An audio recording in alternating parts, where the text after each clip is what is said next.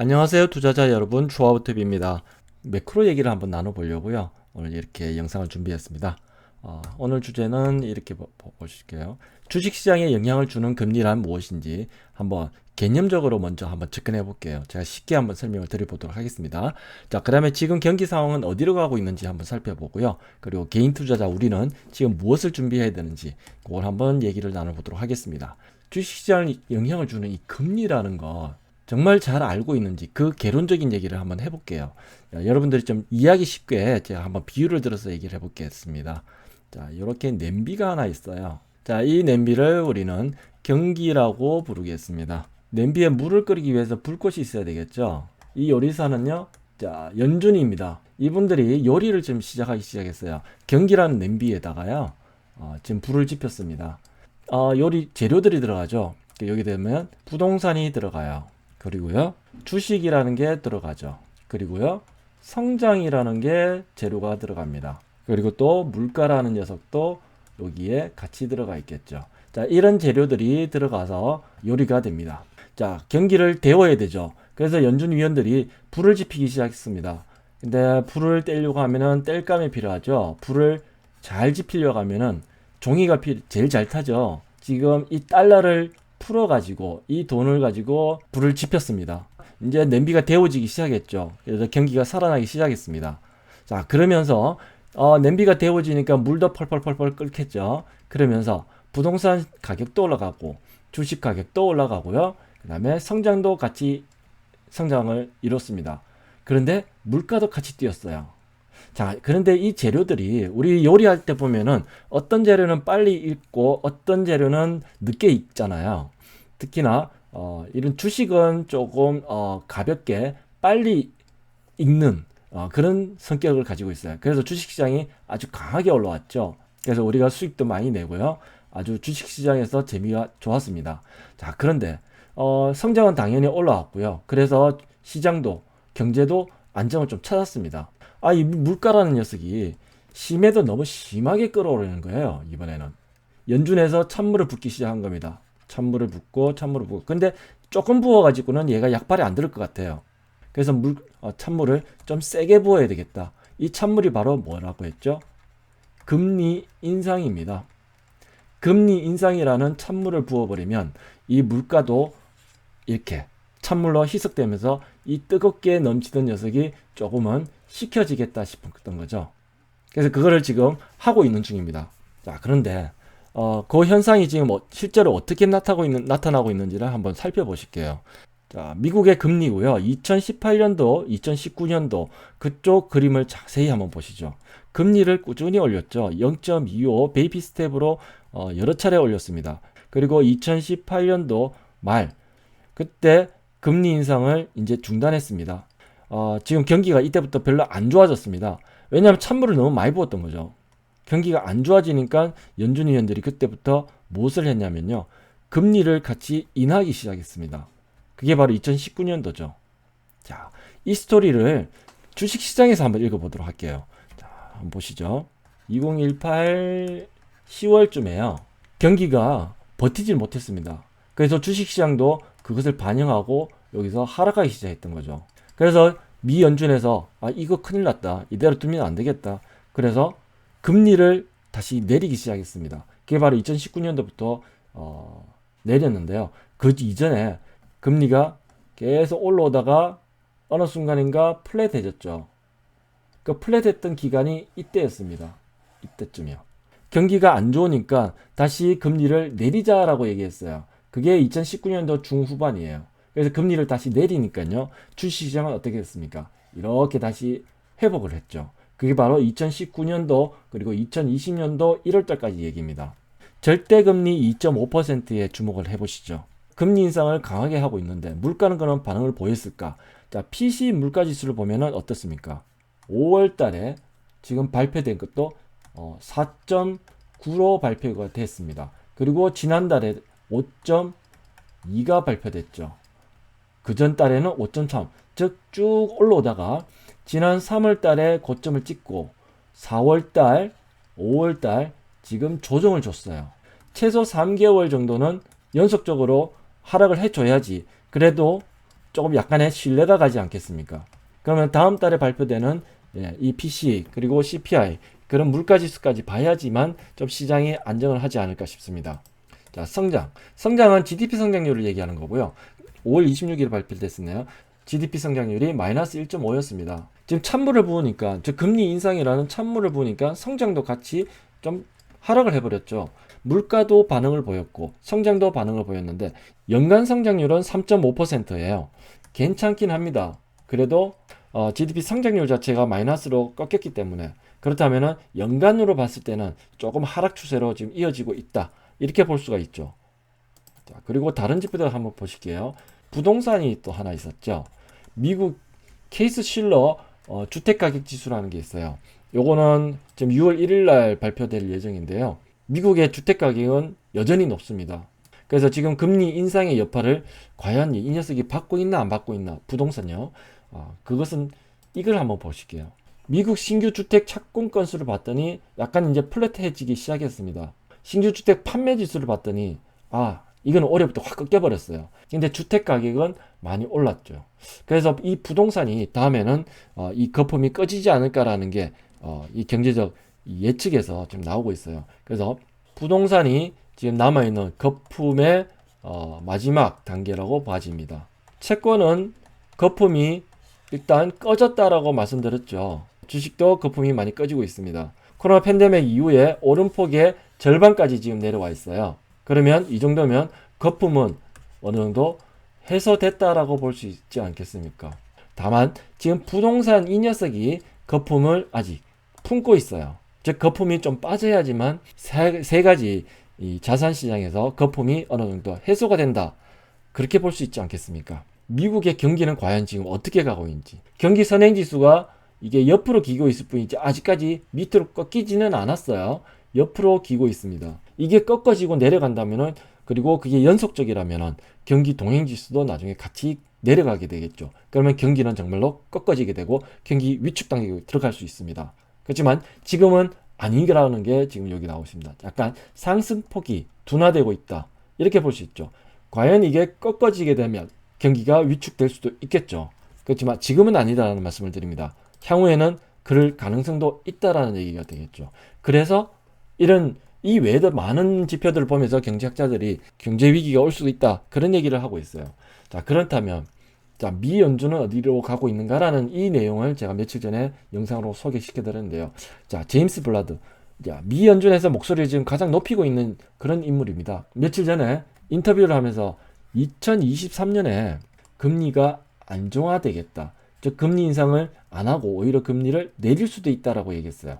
다만 올해는 빠른 금리 인상을 해서 이 사람의 금리 목표는 3.5%까지 너무 강하게 지금 얘기를 하고 있습니다. 그래서 물가를 먼저 잡아야 된다. 잡은 뒤에 다시 금리를 내려서 경기와 금융시장은 안정을 꾀해야 된다 라고 이제 얘기를 했었어요. 얘처럼 금리를 다시 내리게 된다면 2019년도 시장과 같이 플랫하게 가다가 다시 상승할 수 있는 그런 주식시장이 될 수도 있습니다. 이것도 가능성이 있어요. 경기선행지수가 지금 플랫하게 가다가 꺾어지는 게 아니라 이렇게 다시 올라가게 된다면 주식시장도 당연히 올라가겠죠.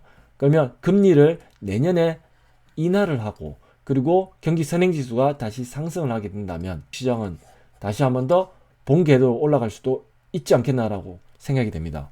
그렇지만 이거는 추측이고요. 가능성만 보고 있는 겁니다. 경제학자들도요, 전문가들도요, 이 가능성에 기반해서 여러 가지 조건 데이터들이 있는데 긍정적인 것과 부정적인 게 같이 혼재되어 있는데 여기서 어떤 것이 더 강하게 나타나느냐에 따라서 경기는 이렇게 플랫하게 가다가 올라갈 수도 있고요. 혹은 플랫하게 가다가 내려갈 수도 있습니다.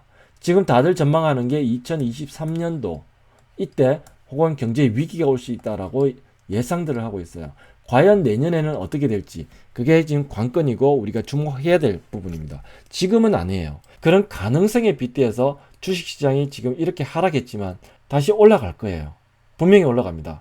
올라간 뒤에 올 하반기 10월, 11월, 12월 그때 됐을 때 어떠한 조짐이 나타나는지, 그리고 내년 초가 됐을 때 그리고 시장이 어떤 조짐이 나타나는지, 그리고 매크로적인 환경이 어떻게 나타나는지를 확인해 봐야 됩니다. 그때 과연 이렇게 올라가게 될지 혹은 여기서 조정을 받아서 이때는 조정이 아니게 되겠죠. 하락이 될 수도 있습니다. 이것은 가봐야 할 것 같습니다. 경제는 계속 변하고 있어요. 그것도 상당히 빠르게 변하고 있습니다.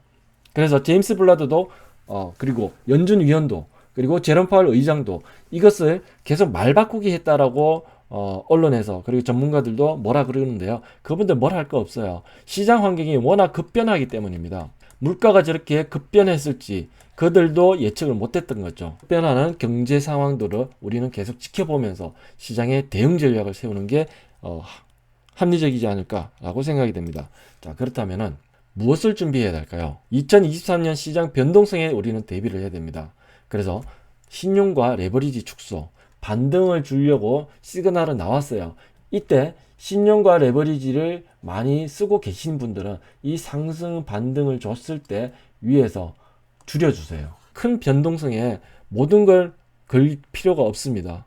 우리는 안정적으로 가면서 그리고 리스크 대응을 하고 그리고 그 다음을 다시 한 번 더 기약을 해서 상승장에 다시 한 번 더 편입하는 기회를 노려야 됩니다. 자, 그 다음 시장을 읽을 줄 알아야 됩니다. 시장을 읽으려고 하면은 공부를 해야 되겠죠. 자, 지금 제가 말씀드렸던 그런 매크로적인 것도 공부를 해야 되지만 그 다음에 시장을 보는 것.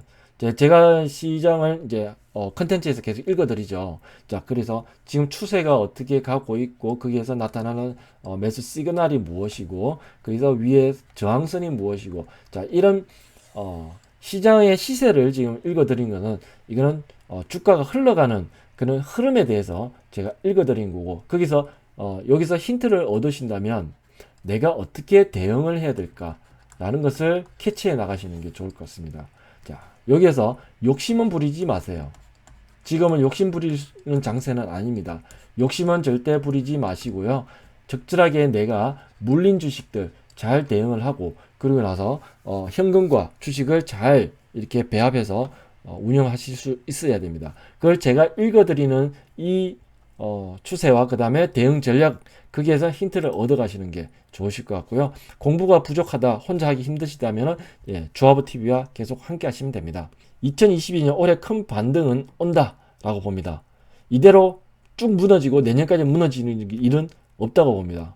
그러면 그 이후에 대응 전략을 세워 놓아야 됩니다. 자, 조금 전에 말씀드렸다시피 그리고 시장 읽는 법도 공부를 해서 그렇게 알아놔야 되겠고 그리고 내 자금도 다 어떻게 분산을 시킬지 그리고 어떻게 운영을 할지 그런 계획들을 다 세워놔야 됩니다. 자, 운영자금 관리가 100이라는 자금이 있는데 그 중에서 내가 해지 물량을 좀 가지고 가야 되겠다. 그런 분도 있을 거고요. 그 다음에 물량을 좀 줄여야 되겠다. 나 이 너무 많이 들고 있어. 그러면 50%도 줄이시거나 혹은 30%를 줄이시거나 이런 운영 자금의 관리적인 부분 이 계획을 짜셔야 돼요. 요거는 개인별로 다 다르시기 때문에 제가 이렇게 정답지는 없습니다. 개인마다 운영 자금의 규모도 다르시고 투자 목적도 다르시고 그리고 개인 투자 성향도 다 다르세요. 그러시면은 그리고 단기로 운영을 하시는 분도 있고요. 혹은 뭐 초장기로 그냥 묻어 놓으시는 분도 있고요. 너무나 다양하기 때문에 그 케이스 바이 케이스대로 이 운영자금 관리 계획을 세우셔야 돼요. 공통적으로 하나 말씀드릴 거는 욕심은 부리지 마세요. 이것만 지키셔도 시장에서는 살아남을 수 있습니다. 자, 그리고 주식시장이 만약에 다시 하락한다고 했을 때 그때 대응 계획 이거는 바로 직전 영상에서 제가 말씀드렸어요. 자, 지금 많이 물려 계신 분들 그럼 밑에서 지금 반등 시그널이 나왔다고 말씀드렸고 반등했을 때 그게 6월 달에 또 반등이 월봉에서 이어진다면 그렇다면 그때 올라갔을 때 어떻게 할까라는 계획을 미리 잡고 계세요. 그때 물량을 축소를 하거나 혹은 여기서 해지를 하시거나 나는 상관없어 나는 뭐 한 10년 계속 묻어둘 거야 이런 분들은 뭐 아무것도 안 해도 돼요. 그냥 가만히 놔둬도 됩니다. 그게 아니라 뭐 중단기로 혹은 단기로 이렇게 또 혹은 내가 원치 않아서 그냥 가지고 물려 계신 분들 그런 분들은 위에서 물량을 줄여주시면은 좀 마음 편하실 거예요. 100% 상승에 배팅을 해놨다가 이렇게 반등 구간에 해지라는 것을 해 놓으시면 마음이 완전히 달라지세요. 정말 한번 해보세요. 그러면 지금까지 100% 물려 계신 분들은 여기서 단 10%라도 해지를 해 놓으시면 마음이 좀 안정되십니다. 그럼 다시 조정을 받더라도 약간의 여유가 생기세요. 이거는 실제로 한번 해보신 분과 안 해보신 분의 차이가 큽니다. 저는 해보고 나서 말씀드린 거니까요. 참고하시고요. 자, 장기 투자 종목 외에 포트폴리오 조정이 필요합니다. 여기서 특히 이 말씀을 드리고 싶어요. 부실 종목을 정리하는 겁니다. 그리고 해지 전략. 해지 전략은 방금 말씀드렸죠. 대부분은 이렇게 반등이나 상승을 줬을 때 하는 행동이 포트폴리오 종목이 너무 많아요. 이렇게 많이 가지고 계신데 여기서 우량주도 가지고 계시겠죠. 실적 우량주도 있고 그 다음에 수익 난 종목도 있어요. 대부분 이렇게 하세요. 수익 난 종목은 여유가 있으니까 얘를 팔아요. 그리고 손실 난 종목이 있죠.